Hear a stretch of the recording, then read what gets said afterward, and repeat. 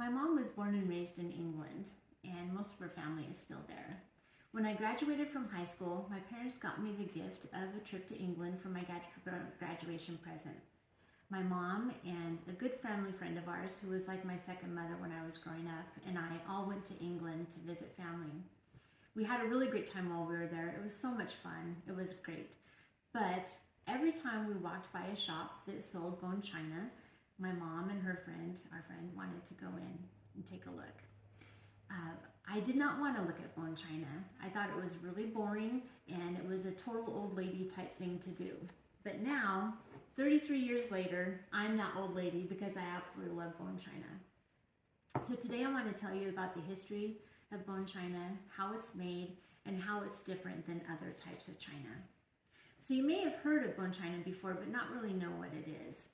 The history really is pretty simple, and I wonder if Josiah Spode knew what the kind of uniqueness of what he was about to create. So according to encyclopedia.com, Josiah Spode was a potter in England in the 18th century. He was the first person to make bone china.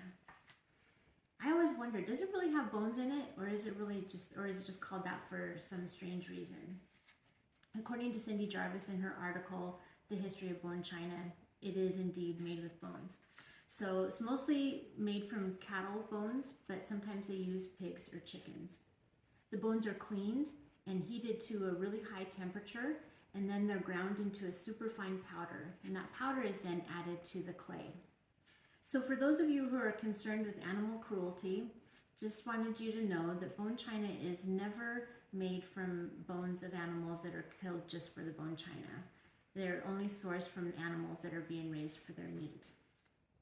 It does seem odd that adding bone ash to clay would create a different kind of china. According to Jarvis, bone china is one of the world's finest porcelains. The reason for that is that it's translucent. So if you hold it up to the light, you can actually see the light shining through, which is really special. It's thinner and more lightweight than most other kinds of china, but despite that, it's still really strong and durable, and it's very chip resistant. Some people even say that the calcium makes the tea taste better. I don't know about that. To wrap things up, bone china is lightweight and thin. Despite that though, it's durable and strong and chip resistant. Thank you so much for your time. I really hope that you've enjoyed learning more about bone china, and happy tea partying.